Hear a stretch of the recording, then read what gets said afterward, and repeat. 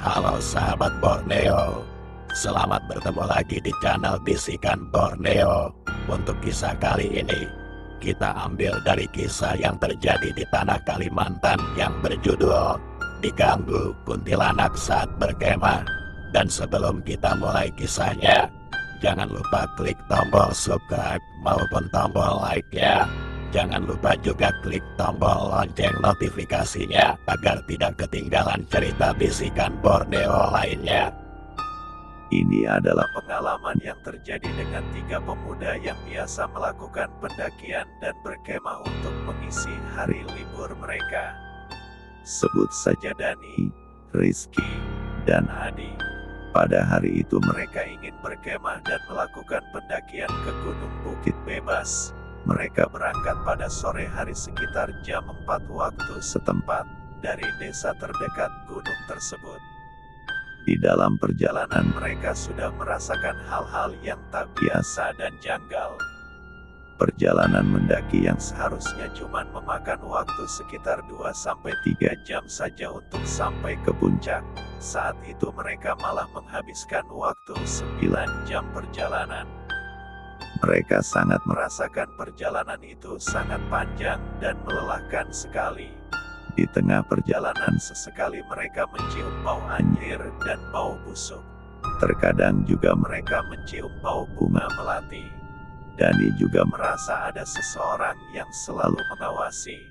Benar saja, dengan sambil berdoa akhirnya mereka sampai juga di atas puncak tepat jam 1 malam. Tak lama sampai di puncak mereka bergegas memasang tenda karena di malam yang gelap itu sudah mulai mendung.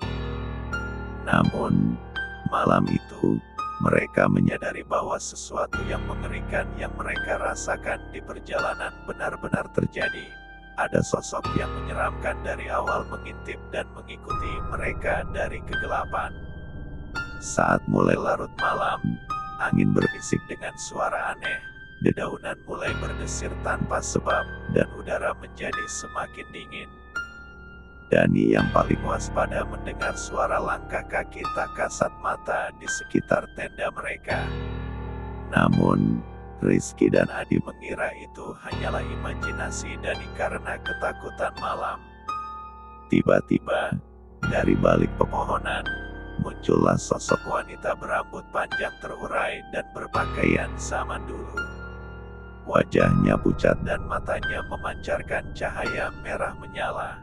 Itulah kuntilanak yang biasanya ada di sekitar gunung yang diceritakan oleh warga sekitar. Mereka terdiam, merinding ketakutan menatap sosok yang menyeramkan itu.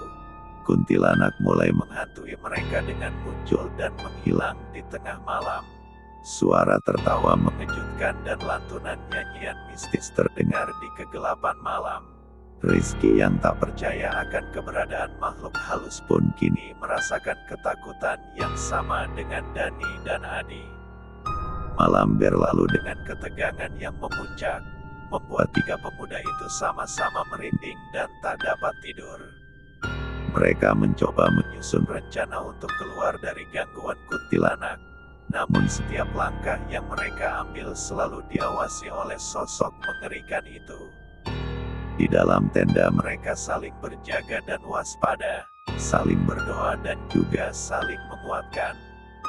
Akhirnya mereka memberanikan diri untuk keluar dan mereka segera membuat api unggun dan sesekali mereka menyanyikan lagu-lagu untuk meredakan ketegangan. Tak berapa lama setelah itu, suara kuntilanak meredup dan ketakutan malam itu pun berakhir. Mereka merasakan lega, namun tetap merasa diawasi hingga pagi tiba. Saat fajar mulai menyingsing, kuntilanak pun menghilang dari pandangan mereka.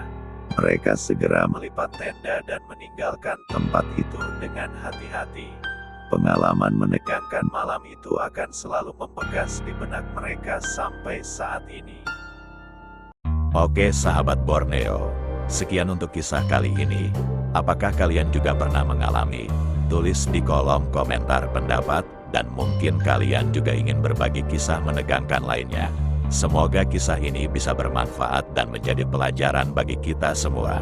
Dan bagi sahabat Borneo yang baru bergabung di channel ini, jangan lupa subscribe, like dan bagikan lawan kakawanan, ding sanak, kula-kula ataupun semuanya. Dan nantikan kisah-kisah horor, kisah nyata ataupun misteri yang ada di Kalimantan, hanya di channel Bisikan Borneo ini. Bagi sahabat Borneo yang memiliki pengalaman mistis atau cerita mistis dari kejadian nyata, silahkan bercerita di grup Instagram, Facebook, dan TikTok Bisikan Borneo. Terima kasih atas support semuanya. Mudah-mudahan pian sabarataan, sihat selalu.